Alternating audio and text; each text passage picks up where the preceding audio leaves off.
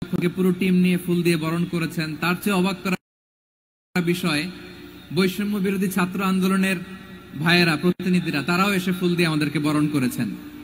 তার মানে ময়মনসিংহের এই স্টেজ হয়ে গেছে পুরো বাংলাদেশ। ঠিক কিনা বলেন? আমরা এরকম বাংলাদেশ চাই কি চাই না?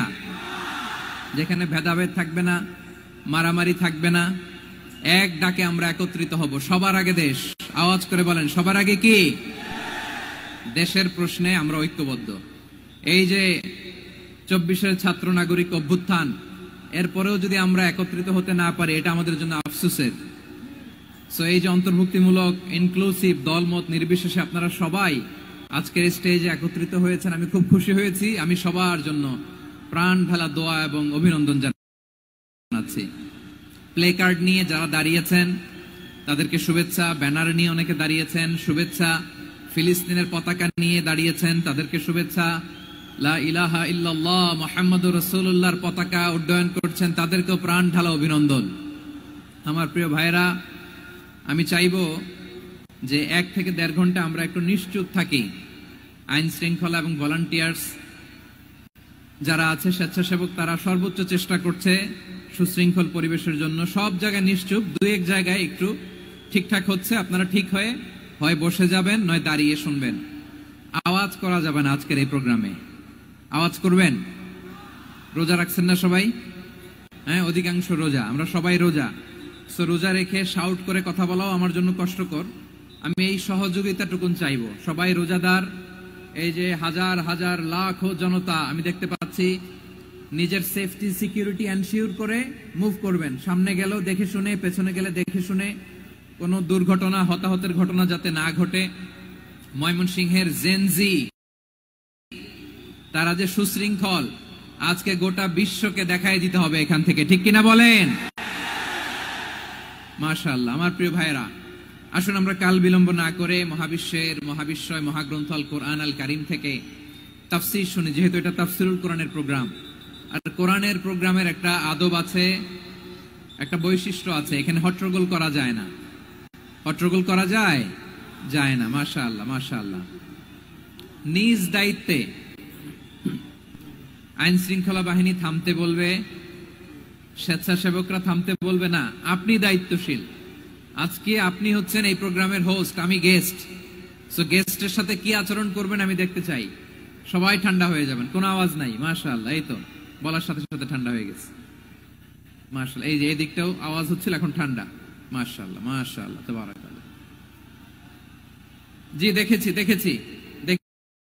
দেখেছি। শান্ত হতে হবে।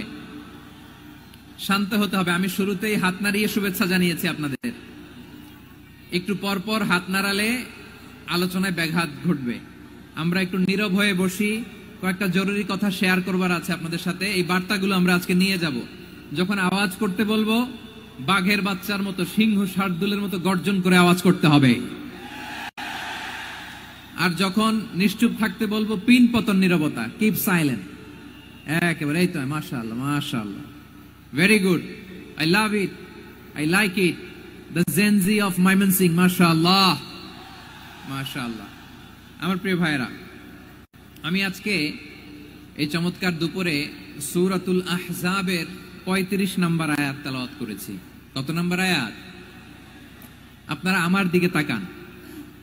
আপনাদের মাথার উপরে ড্রোন গেলে ওইটা নিয়ে ব্যস্ত হওয়ার দরকার নেই। আমার দিকে তাকান। 1 to 1, ব্রেন টু ব্রেন, আমার দিকে তাকান। সূরা আহজাবের 35 নম্বর আয়াত। আওয়াজ করে সবাই বলেন তো, কয় নম্বর আয়াত? 35 নম্বর আয়াত। এই আয়াতে আল্লাহ তাআলা তার প্রিয় বান্দাদের 10টি বৈশিষ্ট্যের কথা বলেছেন। কয়টি? আজকে এই 10টি বৈশিষ্ট্য নিয়ে আমরা আলোচনা করব। আল্লাহ তাআলা কাদেরকে পছন্দ করেন? আমরা আল্লাহ তাআলার প্রিয় ভাজন, প্রিয় বান্দা হতে চাই কি চাই না? বলেন তো। চাই। এবং যাদের মধ্যে এই 10টি বৈশিষ্ট্য থাকবে, তাদের জন্য আল্লাহ তাআলা ক্ষমা এবং মহা প্রতিদানের ব্যবস্থা রেখেছেন। এই 10টি গুণ যাদের মধ্যে থাকবে, তাদের জন্য আল্লাহ তাআলা ক্ষমা এবং মহা প্রতিদানের ঘোষণা দিয়েছেন। সুবহানাল্লাহ বলেন। এবং এই 10টি বৈশিষ্ট্যের মধ্যে ইসলামের মৌলিক যে মূল্যবোধগুলো, মোরালিটি, এথিক্স, এগুলো চলে এসেছে। মৌলিক কথাগুলো। দিন ইসলামের প্রায় সকল অনুষঙ্গের সমাবেশ ঘটেছে এই আয়াতে, এবং এই আয়াতে পুরুষের পাশাপাশি নারীদেরকে আল্লাহ তাআলা স্পেশাল গুরুত্ব দিয়েছেন। সুবহানাল্লাহ পড়বেন না? Gender equality in terms of getting rewards, প্রতিদান বা সওয়াব পাওয়ার দিক থেকে ইসলামে নারী পুরুষ সমান। অনেকে বলে ইসলাম নারীদেরকে ঠকিয়েছে, নারী পুরুষ নাকি সমান না।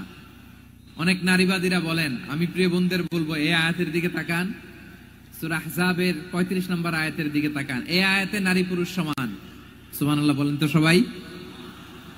Gender equality in terms of getting reward, নেক কাজ করলে সওয়াব পাওয়ার ক্ষেত্রে পুরুষ যেমন নারীও তেমন। আল্লাহু আকবার। দান করলে পুরুষের যেমন সওয়াব, নারীরও তেমন সওয়াব। রোজা রাখলে পুরুষের যেমন সওয়াব, নারীরও তেমন সওয়াব। নাকি পুরুষ রোজা রাখলে বেশি সওয়াব, নারী রোজা রাখলে কম সওয়াব? হ্যাঁ, ব্যাপারটা কি এরকম? আওয়াজ করে বলেন ময়মনসিংহ, ব্যাপারটা কি এরকম? না, ইকুয়াল। নেক কাজের সওয়াব বা প্রতিদান পাওয়ার দিক থেকে সবাই সমান, নারী কিংবা পুরুষ, কোনো পার্থক্য নাই। প্রিয় ভাইরা, এই আয়াতে পুরুষের পাশাপাশি নারীদের কথা বিশেষভাবে বলা হয়েছে।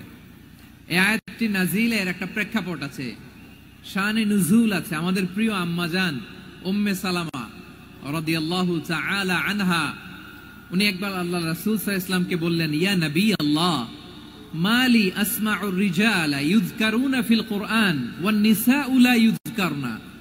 নবী হে, এমন কেন আমি কোরআনে দেখি যে প্রায় পুরুষদের কথা বলা হয় কিন্তু নারীদের নিয়ে কথা নাই। পুরুষবাচক শব্দ ব্যবহার করা হয়, নারীবাচক শব্দ ব্যবহার করা হয় না। এর কারণটা কি? ফাআনজালাল্লাহু তাআলা হাযিহিল আয়া। এরপর আল্লাহ তাআলা উম্মে সালামা রাদিয়াল্লাহু তাআলা আনহার এই কথার প্রেক্ষিতে, তার এই অ্যাপিল, তার এই আবেদন, তার এই আকাঙ্ক্ষা পূরণের জন্য এই আয়াতটি নাজিল করেন। চিল্লায় পড়েন সুবহানাল্লাহ। যে আয়াতে আল্লাহ তাআলা পুরুষবাচক শব্দের পাশাপাশি নারীবাচক শব্দ ব্যবহার করেছেন। যেমন ধরেন মুমিনিন, এটা বললে এর মধ্যে পুরুষও আছে নারীও আছে। মুসলিমিন, এটা বললে এর মধ্যে পুরুষও আছে নারীও আছে। কিন্তু এই আয়াতে আল্লাহ তাআলা মুসলিমিন বলার সাথে সাথে আবার বলেছেন মুসলিমাত। ইন্নাল মুসলিমিনা ওয়াল মুসলিমাতি ওয়াল মুমিনিনা ওয়াল মুমিনাতি ওয়াল কানিতিনা ওয়াল কানিতাতি। পুরুষবাচক শব্দের পাশাপাশি আবার এক্সট্রা নারীবাচক শব্দ ব্যবহার করেছেন। আলহামদুলিল্লাহ বলেন। প্যান্ডেলে যে সমস্ত আমার বোনেরা নারীরা আছেন, আপনাদের খুব খুশি হওয়ার কথা যে উম্মে সালামা রাদিয়াল্লাহু তাআলা আনহা, আমাদের আম্মা জান, বিষ্ণু ইসা ইসলামের প্রিয়তমা স্ত্রী, তিনি তো আপনাদেরই প্রতিনিধি, আপনাদের রিপ্রেজেন্টেটিভ হয়ে তিনি বলেছিলেন শুধু পুরুষবাচক শব্দ কেন, নারীদের কথা কই। আল্লাহ তাআলা নারীদেরকে খুশি করবার জন্য তাদের এই আবেদনের প্রেক্ষিতে প্রতিটি শব্দ পুরুষবাচক শব্দ ব্যবহারের পাশাপাশি নারীবাচক শব্দ ব্যবহার করেছেন। আওয়াজ করে পড়েন আল্লাহু আকবার। তার মানে নেক আমল করলে, ভালো কাজ করলে, সৎ কর্ম করলে সেটাতে নারী আর পুরুষ সমান। পুরুষ ইবাদত করলে যেই সওয়াব, নারীরা করলেও সেই সওয়াব। পড়েন সুবহানাল্লাহ।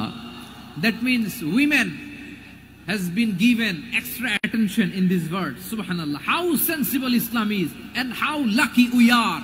আমরা কত লাকি। নারীদের প্রতিনিধি উম্মে সালামা বলার সাথে সাথে তাদেরকে খুশি করার জন্য আল্লাহ পুরুষবাচক শব্দের পাশাপাশি নারীবাচক শব্দ দিয়ে একটা গোটা আয়াত নাজিল করেছেন। পড়েন সুবহানাল্লাহ।